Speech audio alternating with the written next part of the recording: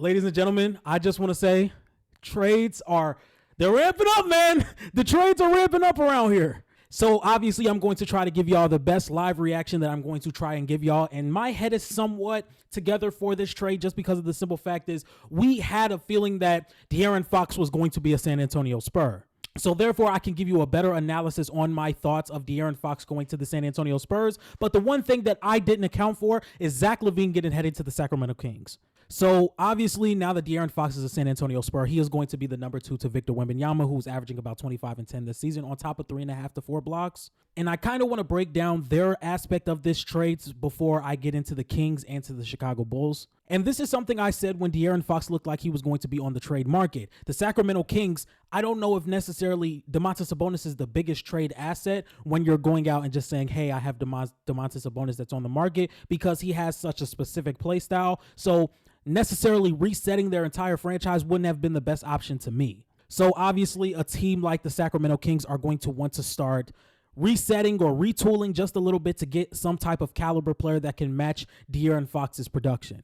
And call me crazy, I think the Sacramento Kings got the best thing they could have gotten for a De'Aaron Fox trade. Zach LaVine this season is averaging 24 points per game on 64% true shooting. Over the month of January, he's averaged 28 points per game on 64% true shooting. And this is somebody who I believe plays off the ball a lot better than De'Aaron Fox. He's a better shooter than De'Aaron Fox. And he may fit better next to Domantas Sabonis than De'Aaron Fox. And with the current play of the Sacramento Kings, I think he fits right into what they're trying to do. With the way that they have been playing as of recently, I think Zach LaVine fits right into that. And I still think there is a world where they can find their way into the playoffs. So now with the Spurs becoming a legitimate playoff team, with the Sacramento Kings adding Zach LaVine, and I think they can still find their way into a play-in or a bottom of the Western Conference type of team. With the Dallas Mavericks being down there with Anthony Davis, and they're going to obviously start ramping up pretty soon.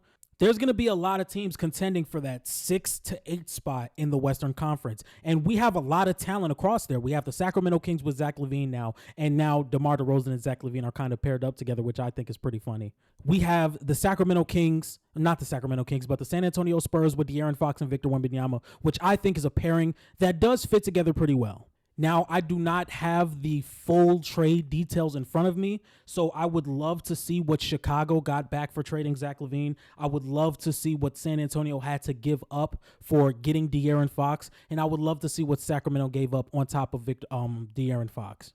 But I kind of spoke about Sacramento just to wrap things up with them. This is not a team that I think can go out and win a championship. But once again, we've talked about it with Sacramento when they signed DeMar DeRozan. We've also talked about it with Sacramento when De'Aaron Fox was headed out the door.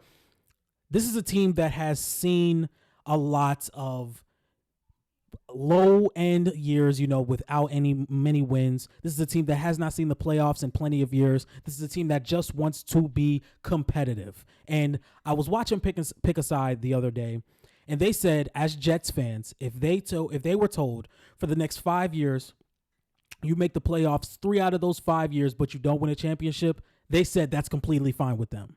And I currently think that's where Sacramento Kings fans are. It's like, we know we're probably not going to win a championship anytime soon. But to be a competitive playoff team is a step above where we have been over the past 2 decades. So after the season you guys had, being the 3 seed in the Western Conference, being the best offense in the entire NBA, having a taste of that is really satisfying for Kings fans who've been at the bottom of the league for multiple seasons. So just having that competitive nature in Sacramento, lighting the beam, being competitive against any team that they go against, finding themselves in a 7th or 8th spot in the playoffs and making a series very interesting against any other team that they play, I think that's pretty satisfying for a team that has not made the playoffs in 2 decades or has went almost 2 decades without making the playoffs. Now, as for the San Antonio Spurs, I think this was a move that was needed, to be completely honest. When I first reacted to the news that De'Aaron Fox wanted to go to the San Antonio Spurs, I've kind of been up and down on the trade ever since the rumors came out about De'Aaron Fox becoming a San Antonio Spur. I did a video with Riv saying I liked the fit between Wemby and De'Aaron Fox. I did not like the fit between Houston and De'Aaron Fox. So the fact that De'Aaron Fox doesn't go to Houston, I think that was the best move for Houston and the best move for De'Aaron Fox. But for the San Antonio Spurs, I do think this is something that could work pretty well. Victor Wembanyama is a guy that does struggle with the ball in his hand as of right now. He could also get better at that as the years go along. But as of right now, Victor Wembanyama is somebody that struggles with creating his own shots. Sometimes it can look a little clunky. Sometimes his dribbling isn't the best. And sometimes he just gets out physicaled by people guarding him. But if you add De'Aaron Fox into that, now you have somebody that also can stress the defense with the ball in their hand. So now that gives better looks for Victor Wembanyama. On top of that, Victor Wembanyama is probably going to be the priority focus, or I can guarantee he's going to be the priority focus for the teams that go against him in the playoffs. But now that you have another opposing perimeter threat that can get downhill the way De'Aaron Fox can, it makes looks a lot easier for Victor Wembanyama. And I've seen some tweets saying if the San Antonio Spurs find their way into the playoffs, they could possibly win a playoff series. I don't think so just yet. Now, San Antonio does have a lot of draft capital. They do have a lot of money in free agency. They can add some things onto here in the future to make this a lot better, but I still believe that they're 1 year away from really contending. But they can push a team like OKC to a 5 or 6 game series and make it very competitive. I don't necessarily think they would be in a 7th seed. I just think them climbing up that high, I don't know if that's too realistic, because once Dallas gets their feet going, they're going to be a lot better. Phoenix, I think Sacramento's going to win a lot of games. It's going to be very interesting to see how the final playoffs standings play out, in my opinion.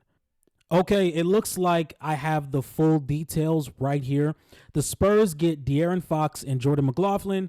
The Kings get Zach LaVine, Sidney Sissoko, 3 first-round picks, which is a 2025 Charlotte pick, which I think is a fake pick, the 2027 San Antonio Spurs pick, and the 2031 Minnesota pick, and 3 second-round picks, which is a 2025 Chicago Bulls pick, a 2028 Denver Nuggets pick, and a 2028 Sacramento Kings pick. So they get their own second-round pick in 2028 back.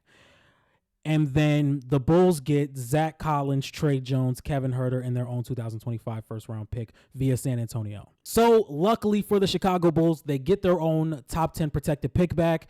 Hopefully they can just fully tank now, like just fully straight on tank. I would still love to see them get rid of Nikola Vucevic. Zach LaVine is now on a team that can compete in the playoffs, and the season that he has had, I would love to see him in a playoff series against any team, whether it's the Rockets, the Grizzlies, the Thunder, any team. But back to the San Antonio Spurs. I think, once again, they're still 1 season away. But now that you do have that second star in De'Aaron Fox that may be 26 or 27 years old, you have about another 5 years of De'Aaron Fox playing at a very high level, in my opinion, maybe even 6, to where you could make this work. And Victor Wembanyama, with the talent he is a win-now type of player. So do I think they're going to find their way in the playoffs? Yes. Do I think they're going to win a playoff series? It depends on who they play. I think if they play the Rockets, they can win that series. I think if they play the Grizzlies, they can have a really good chance of winning that series. I think they can have a really good chance of winning that series against Houston and Memphis. Do I pick them? I would have to see how this turns out. But I don't necessarily love them against the Thunder. I don't love them at all against the Thunder. I don't love them against the Grizzlies. Not the Grizzlies. I don't love them against the Nuggets. And if they find their way playing Dallas, if that even happens, I don't like them against Dallas either. Yes, newly looked Dallas with Anthony Davis and Kyrie Irving. But this just makes things a lot more interesting because the West just got a lot crazier. And I think the West just got so much more crazier, if I'm saying things correctly. I think right now the Golden State Warriors are completely out of the playoff race. I think they're out. I think they're out of the playoff race. I think they're done. They are done. The Warriors will not be in the play-in my opinion. I think Phoenix is going to be very pressured to go get a guy like Jimmy Butler. If that happens, this just throws another monkey wrench into the Western Conference. The Lakers with Luka Doncic and LeBron James, if they can carry out some of their moves that they probably are going to make around the trade deadline, I think they're very dangerous. The OKC Thunder are still the OKC Thunder, even though I do think they need to go get Cam Johnson. And then the Denver Nuggets are the Denver Nuggets with the best player in the NBA. Now, as for the Chicago Bulls, once again, I think I just said this. My mind is kind of everywhere because I'm shocked the trade happened tonight. But I think this is a really good direction for them, and I think this really lets go of the idea that they're just going to be some meddling play-in team for the next 5 years. So hopefully with their pick, they can get very lucky in the lottery, because I think this is a team that needs to see them get a top 5 pick for them to let everything go. So to see that they're starting to push away from a lot of these guys, it makes it a lot better. In my opinion, it makes it a lot better. Zach LaVine's now gone. DeMar DeRozan's now gone. I think Nikola Vucevic is probably next. You traded Alex Caruso. So hopefully that there's light at the end of the tunnel for Chicago Bulls fans. All right, ladies and gentlemen, that was just my instant recap of the De'Aaron Fox trade. I'm probably going to let about 2 hours go by. I'm going to think about these trades a little bit, and we're going to build an entire breakdown for all 5 teams that were, or 6 teams actually, because you can't forget about the Utah Jazz that made some pretty significant trades this weekend. We have the Utah Jazz, the Dallas Mavericks, the Los Angeles Lakers, the Chicago Bulls, the San Antonio Spurs, and the Sacramento Kings. I'm going to talk about all 6 of these teams. I'm going to talk about all 6 of these teams. We're going to get a little bit of research done, and we're going to move. So if you guys want to watch that video, make sure you like, comment, and subscribe, and we're going to get more videos done. And I will see you guys tomorrow. Peace.